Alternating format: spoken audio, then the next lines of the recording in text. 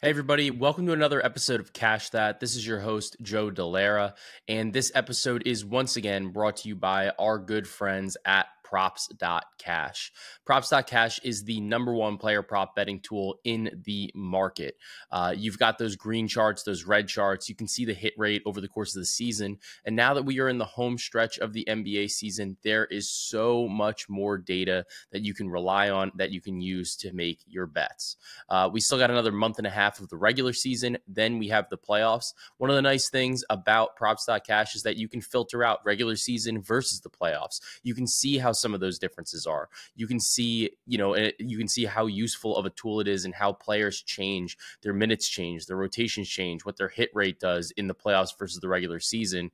And you're going to be able to determine what makes your bet the best bet. And you can increase your confidence in your handicapping skills and in your ability to check the market and make sure that you are getting the absolute best line available. You can get that for 25% off your first month with code Dellera25. Once again, that's 25% off your first month with code Dellera25. So right now, guys, let's get into it real quick. I am without producer Cord today. I had some business to attend to last night, so I'm recording this early on Wednesday morning. I've got a good amount of lines out right now, and we'll make this quick so that way we can get this right into your ear holes as soon as possible. It's a pretty short Wednesday NBA slate. I'm going to break down some of the slate. I'm going to talk about a couple of my favorite plays, and we will get you out of here so that way you guys can get your week going. You can get these plays locked in and enjoy the rest of your Wednesdays. The first thing that we got to talk about is it's Luka Doncic's birthday. Dude turned 25 today.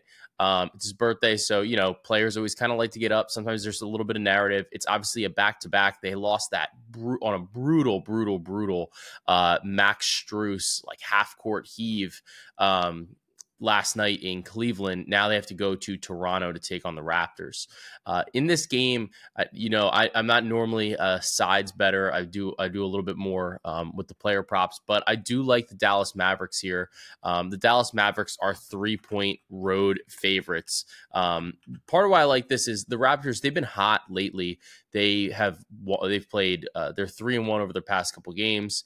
They've played the Indiana Pacers twice, the Brooklyn Nets, and the Atlanta Hawks. Look, none of those teams, the Pacers obviously are a good team, but they struggle defensively, and they have struggled defensively over the course of the whole season. And the Hawks are not a good defensive team. The Nets are just in an absolute free fall.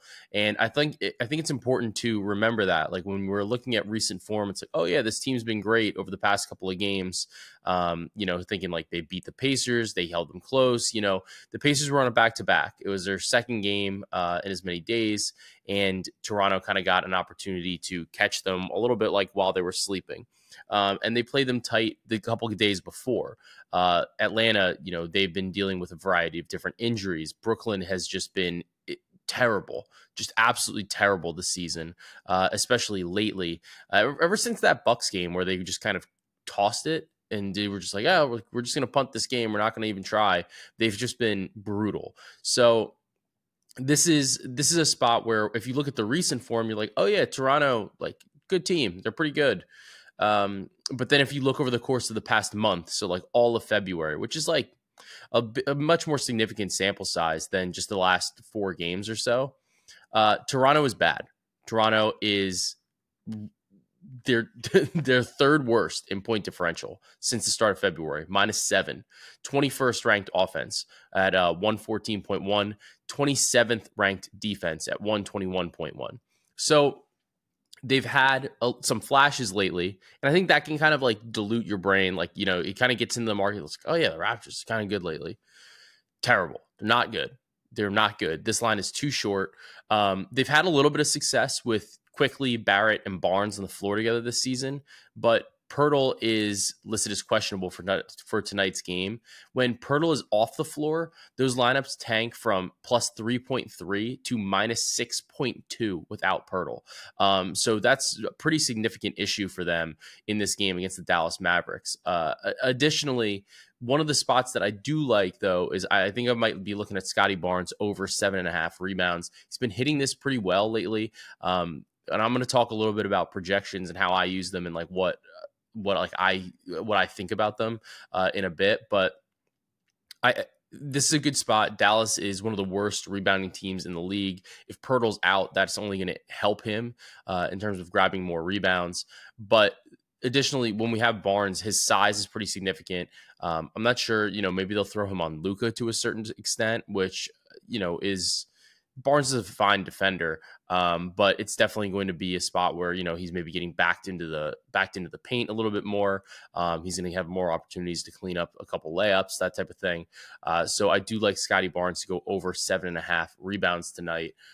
It's a number that he has been hitting lately as well. So over the past couple of games, while at first this wasn't a look for us when Barrett got there, when Quickly got there.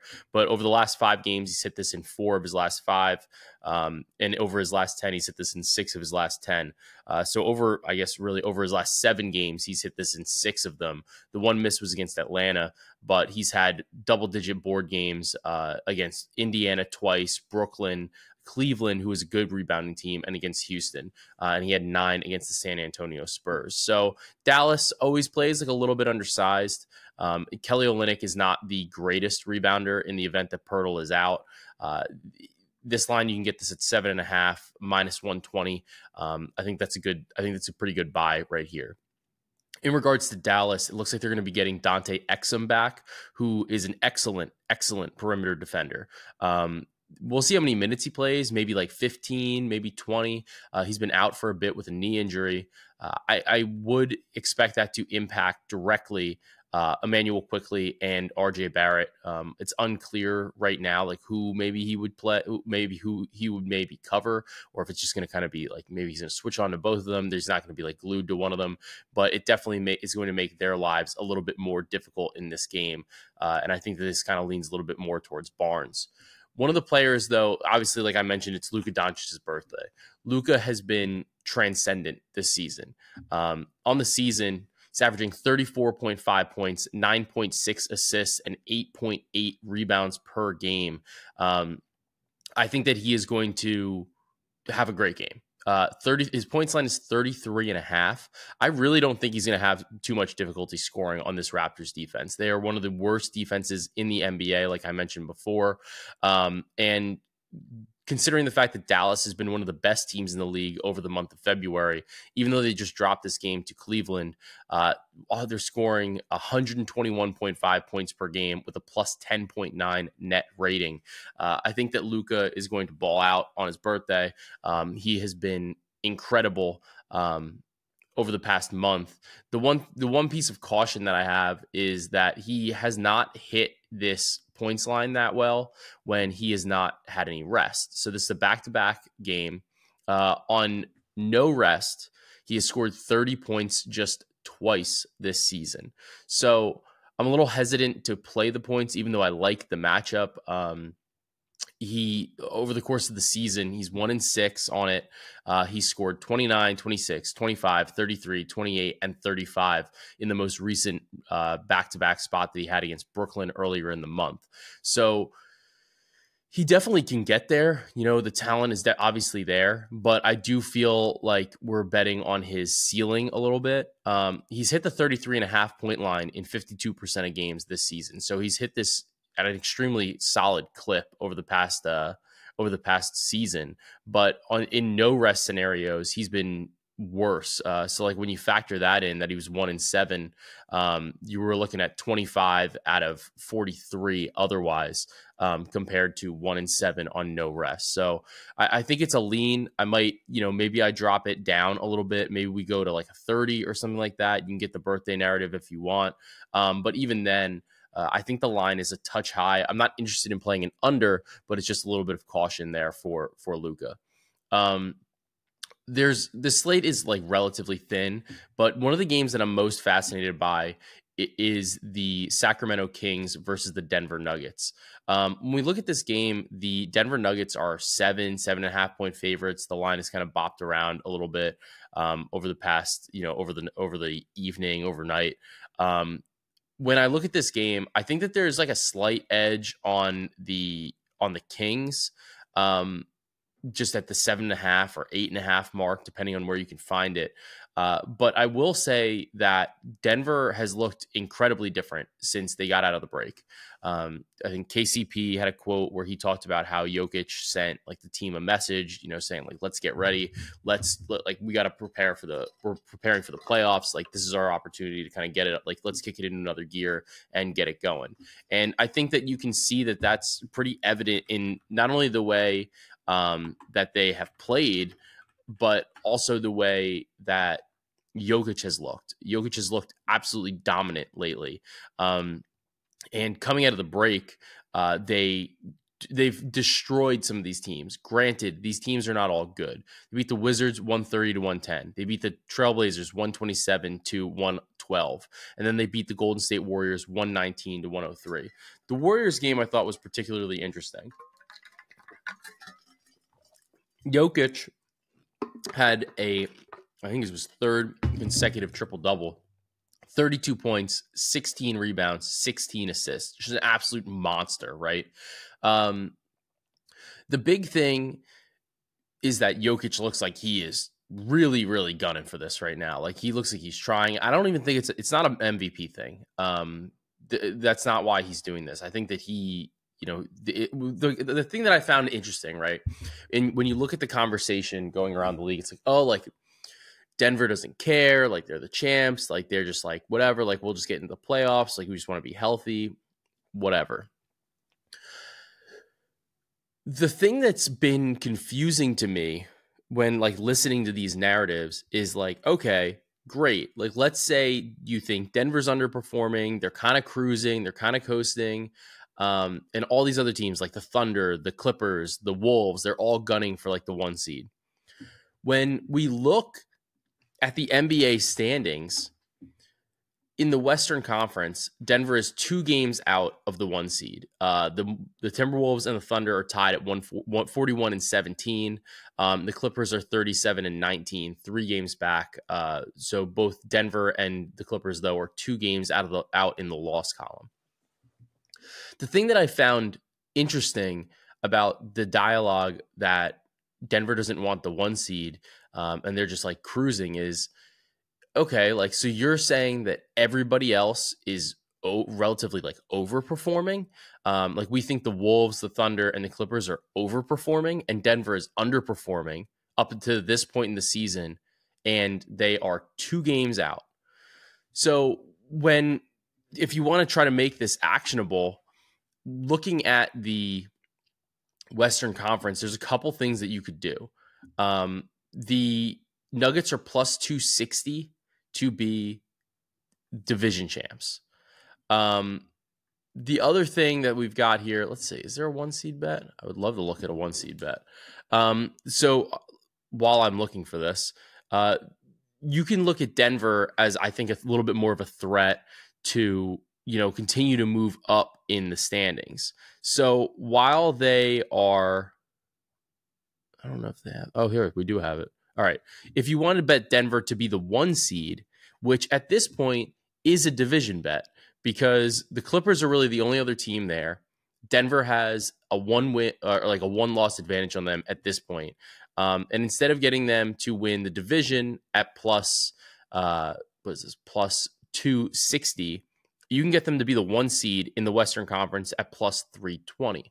Now, while I think that OKC and Minnesota and LA have kind of been trying for this, maybe a little bit more, I think that there's still some value on Denver at this point in time, given the fact that I don't think anybody has said, like, nobody has really looked at them and said, like, oh yeah, like, they've got their foot on the gas right now. But then over the past couple of games, you look at this and you're like, oh yeah, they're doing this. They're trying.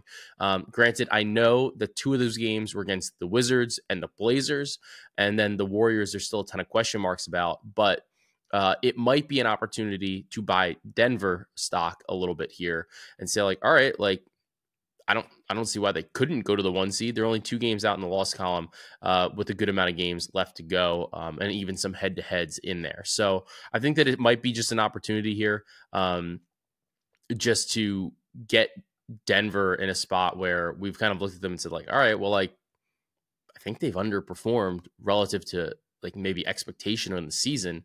Let's see what we can do here. But looking at this particular game anyway, it's the Sacramento Kings versus the Denver Nuggets. The one player that I'm going to be targeting is De'Aaron Fox. I was talking about this with Devin's bookie last night, and we like Fox to go over 5.5 assists.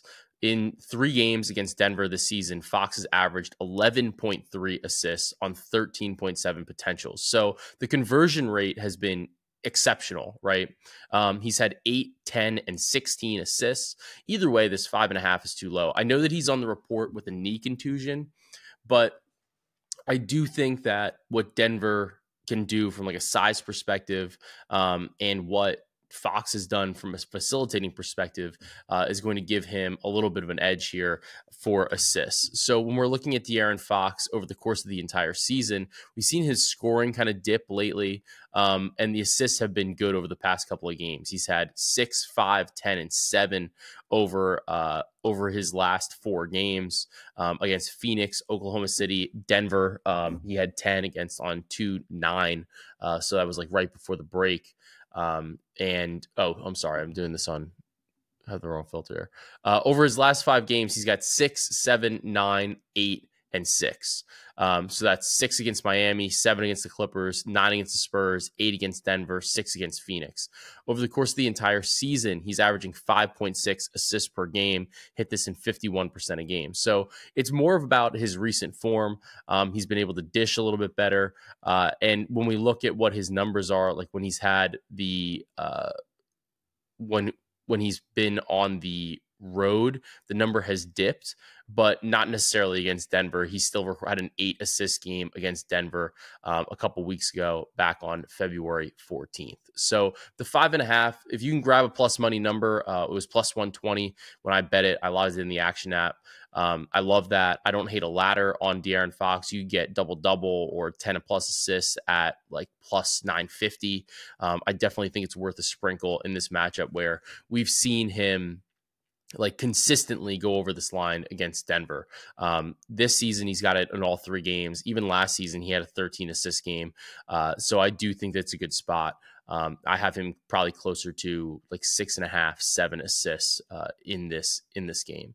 So that's one of the looks for that game. I was trying to look and see. I was like, I wonder if there's maybe like an angle to take like a dual triple double with Jokic and Sabonis, and the odds that you get are laughable. It's like plus 450 for them to both get a triple double. That's how incredible they both have been this season. And one of the things that I like to normally look at, you know, with some of the big men, and I've talked about this before, is just looking at, you know, what their history is against each other, how they've performed against each other over the past couple of seasons. And the interesting thing is that they've both actually played pretty well. Over the past couple of years, Sabonis has been really, really strong. He doesn't always score a lot, but he's crushing on the glass. 13 rebounds, 17 rebounds, 15 rebounds, 10, 16, 14. So I think his rebounds are potentially a look here. For Sabonis, we're looking at a rebounds line of, let's see, what are we looking at? Oh, we didn't even get it yet. Bear with me. For Sabonis, we're looking at a rebounds line right now of 13.5. So I think it's a little bit on the high side. It's at plus 100. So I think that it's definitely a spot where like I lean the over, but it's not something that I'm in a rush to go and bet. And then for Jokic, it's also been really interesting rebounding wise for him against Sabonis. He's only gone over. His line is set at 12.5. There are no 13.5s in the market right now, but in head-to-head matchups over the past 2 seasons, Jokic has only gone over this line once, and he's actually only gone over 10 in one of the 4 games, or one of the 5 games, and that was a 13 rebound game back on December 2nd. So it's a little bit surprising. Jokic also hasn't consistently hit the 12.5 mark. He's been really strong of late with 16 against Golden State, 15 against Portland, 19 against Washington. But those were all like relatively soft matchups rebounding wise. This matchup against Sabonis, who is just a monster on the glass, is absolutely tougher. I honestly think that at the 12.5, you could maybe buy a little bit of under stock there. I'm curious to see if and like how the line maybe moves in the spot for Jokic, because the way that I have him projected, I'm looking at about like 11.5 compared to 12.5. So I think an under could be appropriate here, depending on what you can get, especially if you can grab plus money. It's gross. It's scary. It's kind of one of those bets that he could go over in the first half just because he's Jokic. He's just been so incredible. But at the same time, I do think this is a very tough matchup for him against Domantas Sabonis, at least from a rebounding perspective. So looking at the rest of the slate, it's not the most exciting slate. We'll give you that. But when we're looking at a couple of these games, we're looking at the New Orleans Pelicans against the Indiana Pacers. Pelicans have a number of players listed on their injury report for today. When we're looking at who they may or may not have available, they obviously played New York last night. CJ McCollum didn't play. Dyson Daniels still out. At this point in time, he's not expected to be back until basically the end of March. Given the fact that Zion played last night, Brandon Ingram played last night, those are all spots that we need to kind of be cognizant of and be aware of. And with Indiana, they are only listing at this point in time Doug McDermott is not going to play against the Pelicans, and Aaron Nesmith is questionable for this game against the Pelicans. So I think that we could look at some spots for Halliburton, maybe a little bit for Siakam. But in regards to Halliburton, one of the things that I've been surprised about is his assist line keeps like dropping, actually. He's just had 7 against Toronto. He had 10 against Dallas. But his assist line has dropped. We were seeing a lot of 12.5s before. Now we're starting to see the 11.5s come back. The 11.5s, he's averaging 11.5 on the season. It's come down definitely from when he was averaging over 12. Over the last 10 games, he's only averaging 8.9 assists per game. Granted, some of that was on that like a little bit of a minutes restriction. And, we've kind of seen that. We've seen his minutes tick up lately. He's playing like over 30 minutes in each of the last 6 games. But at the same time, if we can kind of change, like I'm using props.cash right now, you can kind of change some of the minutes limits that he's got here. So if he's playing 30 minutes, he has hit this line in 67% of games, the 11.5. We're going to need a plus number. New Orleans is a strong defensive team. But one of the things that they do is they still allow a decent amount of assists, and they allow a lot of 3-point attempts. They're one of the best in the league at defending 3-point attempts. But Indiana definitely has some guys that can nail these down. At the same time, though, they have not really surrendered like huge assist performances to guards. They've given up a 15 to Tyus Jones, an 8 to Ayo Dosunmu. But other than that, over the last couple weeks, they have not really given up massive assist lines to anyone. They've only given up double-digit assists to Tyus Jones so far over the past couple of weeks, and LeBron James had a 14 assist game against the Pelicans as well. Other than that, dating back to February 7th, they've only allowed, so that means they've only allowed 2 10 assist games over the past basically month or so.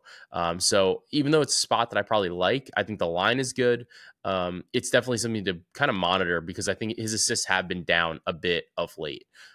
So even though it's a back-to-back, even though Indiana plays at one of the fastest paces in the league and should be able to speed up New Orleans, it's not a spot that I'm interested in right now, at least as, New Orleans is like currently composed, or so to speak. When we look at the rest of the slate here, we're looking at the Grizzlies against the Timberwolves. This is going to be a gross game. The Grizzlies are the Grizzlies have been pretty bad. They're trotting out almost like a G League team out there. But one of the spots that I was curious to see, because Karl Anthony Towns did not play last night, Rudy Gobert did play.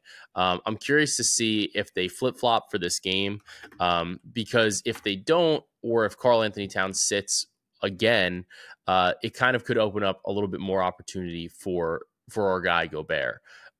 When we look at what Minnesota has done lately, they said that Kyle Anderson wasn't going to return against the Spurs on Tuesday night. So that was last night.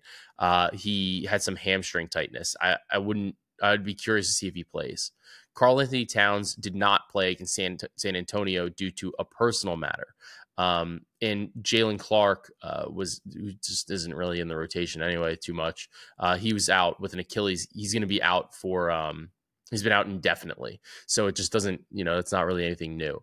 The thing with Towns and Anderson is interesting is if neither of them can play, I would imagine that Rudy Gobert then obviously has to play. When we look at Gobert, his stats against Jaren Jackson Jr., he has had some monster games. He's had a 10 rebound a game. He's had a 16 and 20.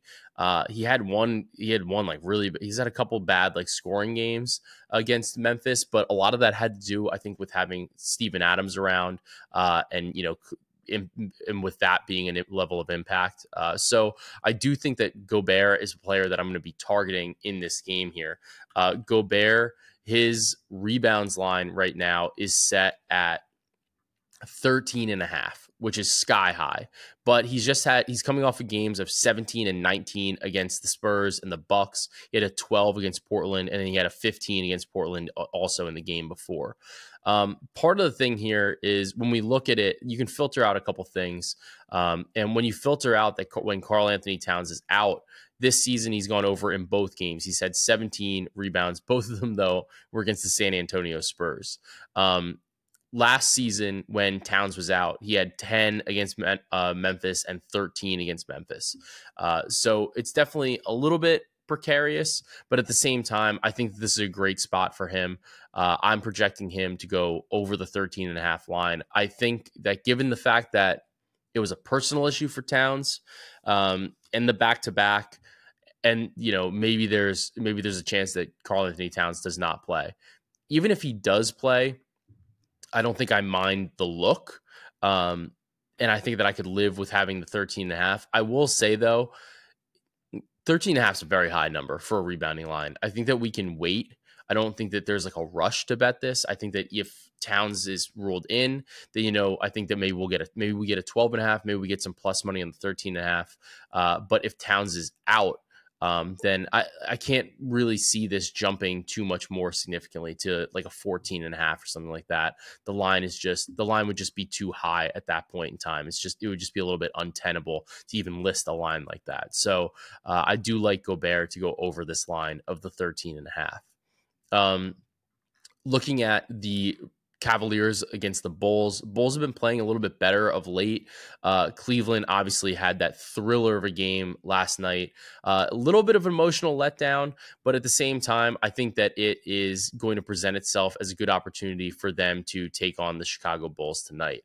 When we look at these two teams over the course of the whole season, Cleveland 4th in adjusted net, plus 4.7. Chicago is one of the worst. They're 21st, minus 2.4 in adjusted net rating. I don't like this matchup for Chicago. Cleveland should really be able to take care of business. I would lean that way for this game. Finally, the last game on the slate that I wanted to touch on was the Lakers versus the Clippers. Lakers are 3.5-point dogs. It's a home game for the Lakers. They stay in their locker room. They get to stay at home. It's a road game only on paper. And, that there's plenty of Lakers fans or LA fans that are going to go to this game. Tickets are, maybe a little bit cheaper to get, whatever. It's going to be a packed house. The Lakers fans are going to stuff this building. It's going to feel like a home game. One of the spots that I'm looking at, though, is Ivica Zubac. I'm looking at over 9.5 rebounds. I think that you need him out there versus Anthony Davis. When he's played 20 plus minutes this season, he's gone over in 21 of 42 games.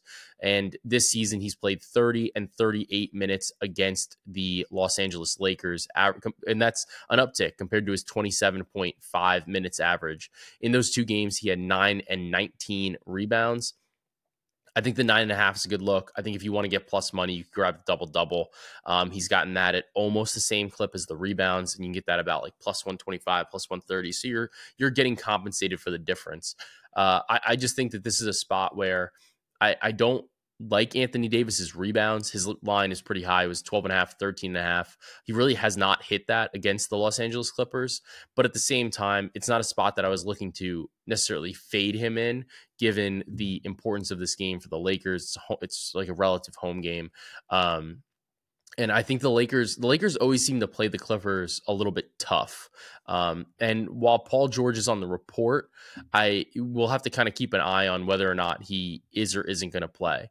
One of the things that I will say, and that I have noticed, is when Paul George is out, there's a couple players that see pretty decent spikes in their usage, their scoring, what have you. James Harden sees his scoring jump from 16.9 points per game to 22.5 points per game without Paul George. His rebounds go up from 5 to 6.5, and his assists go up from 8.1 to 9.3 as he's asked to take on a heavier offensive load. For Kawhi, he sees his scoring increase by about 4 points. His rebounds per game go up from about 6 to 8.8. That's definitely an angle. One of the things that I think was surprising, though, is that Russell Westbrook does not see the uptick that you would have expected. All of his stats actually go down. The player that winds up seeing the biggest jump, or one of the most noticeable jumps, is Norman Powell, who goes from 13.2 points per game to 19.3 points per game. So I do think that this is a good opportunity to maybe be looking for like some Norman Powell props, see where those come in at the market, especially if Paul George is unable to go. So that's definitely a spot that I want to be looking for, especially considering the fact that the Lakers surrender a lot of threes. Some Norman Powell threes, the points. I think either is a good option against this Los Angeles Lakers team in the event that Paul George is unable to go. And even if he is able to go, I think I still might like Norman Powell in this matchup, just kind of given what I was just saying before about the shot profile that the Lakers tend to allow.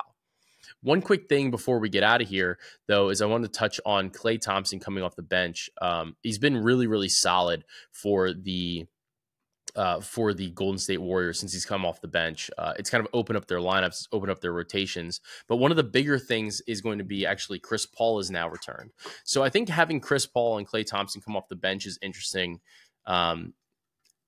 It's a great pairing, honestly, for the two of them. Klay is one of those players. He just should not be getting his own shot. He should be getting set up via assist. That's definitely the way that you want to be utilizing him. You need him to get open shots in rhythm, not something where he's trying to get like a fadeaway or anything like that. Like that's you want Paul George, or you want Klay Thompson to be getting set up by somebody else. In the minutes with Klay and Chris Paul, they're like a plus 90. It's been incredible. Their offense is kind of humming when you have the two of them coming off the bench in particular. We noticed that last night. Klay like really, really thrived off the bench playing alongside of Chris Paul, and having Chris Paul back, I think really is going to stabilize that bench unit for the Warriors. Like I've said before, I wouldn't be surprised to see the Warriors go on a run. I will be looking to bet on Klay Thompson points, though, moving forward with Chris Paul. I like the combination of them. I think that Chris Paul is a player that is going to set you up to succeed from an offensive perspective. He's going to get you the ball in the right spot. He's going to get it in the right shooting form. And he's going to be looking to get Klay cooking off the bench. I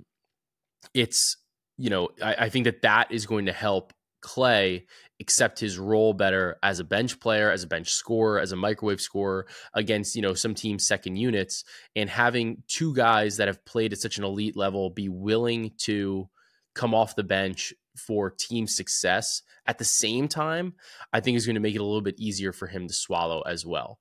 And so that's why I'm going to be looking at some Klay stuff moving forward.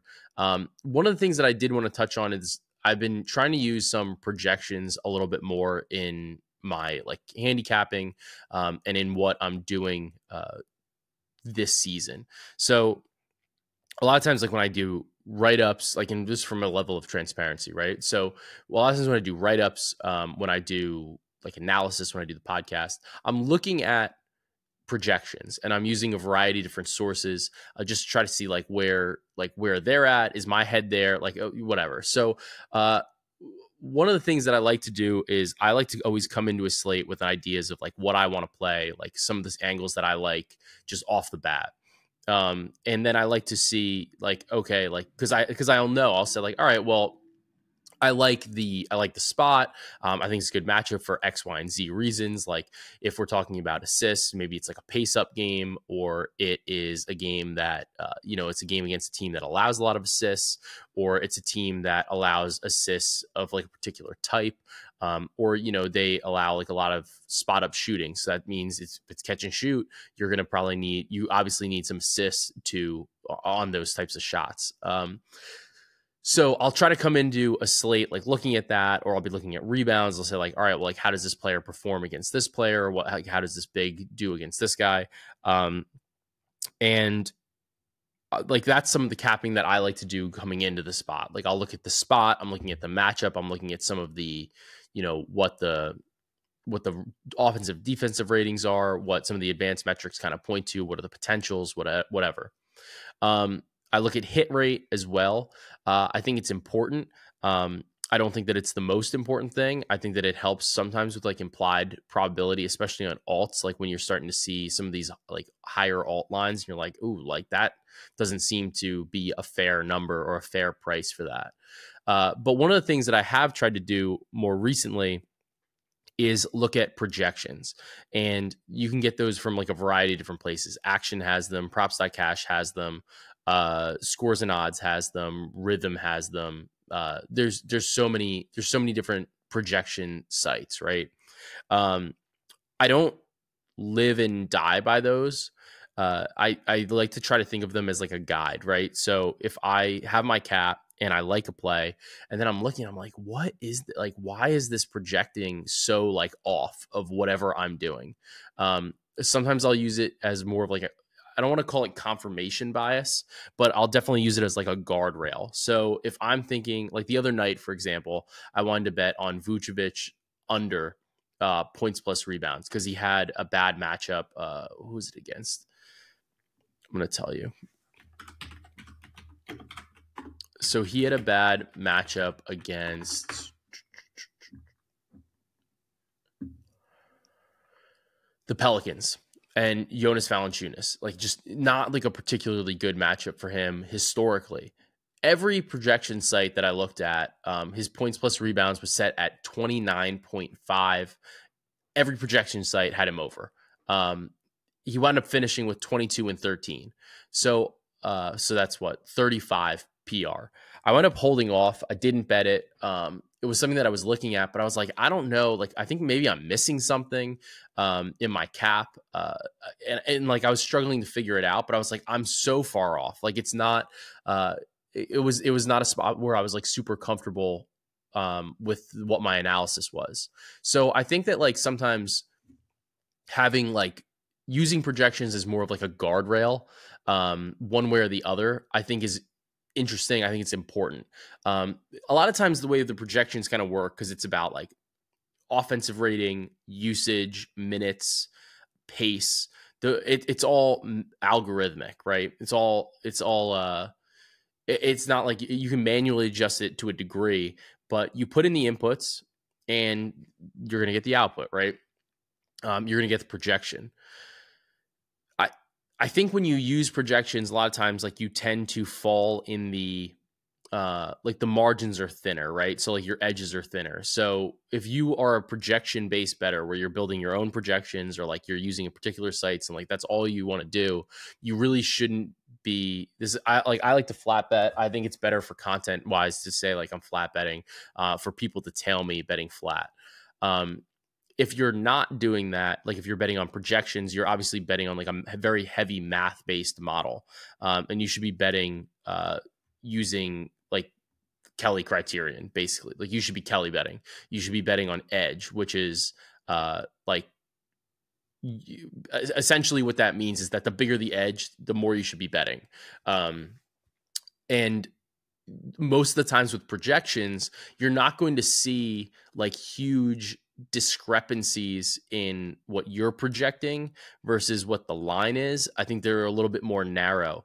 The way that I look at a lot of capping, like if I really like a matchup, I'm like, all right, like this guy could get this, like he could have like a 16, 18 rebound game. He could go, instead of having a points prop at like 15 and a half or 13 and a half, I'm like, oh, he could go the fuck off. Like Keegan Murray the other night, his points prop was at 13 and a half. And I was like, I could see him easily scoring like in the 20s. And that's the way that went. Projections wouldn't get you close to that. So like, you can look at the projection. The projection was high on Keegan Murray. It was still like over 14 when the prop was at 13 and a half, but the margins are usually going to be thinner. So I think that using that as like a guardrail is a little bit helpful. So it's like my personal cap on it was taking him to 20. I like the ladder opportunity. I like that situation. But the guardrail of the projection was like, yeah, like you're on the right track. Like we also like him to go over, but we're not going to go that crazy. Using it as a guardrail for things to not bet, I think sometimes is good too, because if my look at it is significantly different or in the opposite direction of the projection, then that's one thing. Sometimes the projections don't align with what my thoughts are. Like the projection will be like, we're basically right on the number. And I'm like, like I like the over, I like the under for X, Y, and Z reason. And I think that's why it's important to use so many different things as like arsenals, like in your tool chest for when you're trying to handicap or when you're trying to bet on these games, because you can find like little edges here and there that, maybe a model doesn't see because it's so math heavy versus matchup heavy or based like what you've watched or what you've witnessed. So I like to use projections as like a guardrail that says, okay, I'm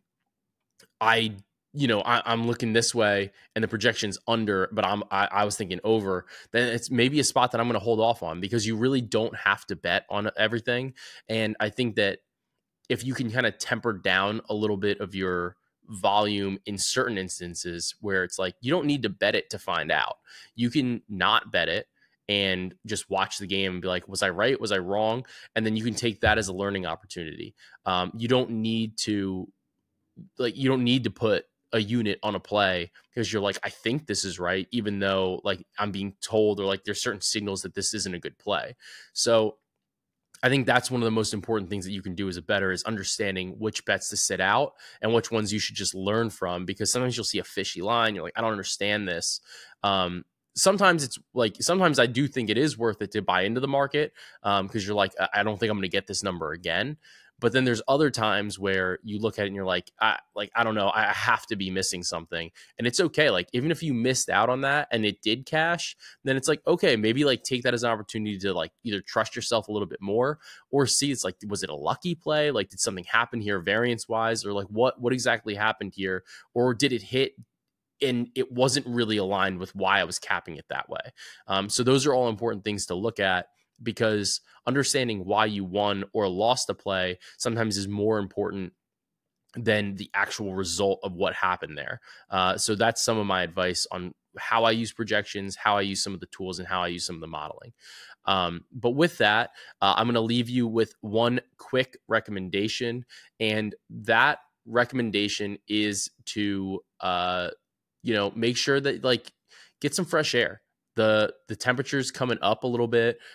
Get outside, do some of the things that you need to do in the lawn before it gets like way too hot, especially if you depending on where you live, obviously.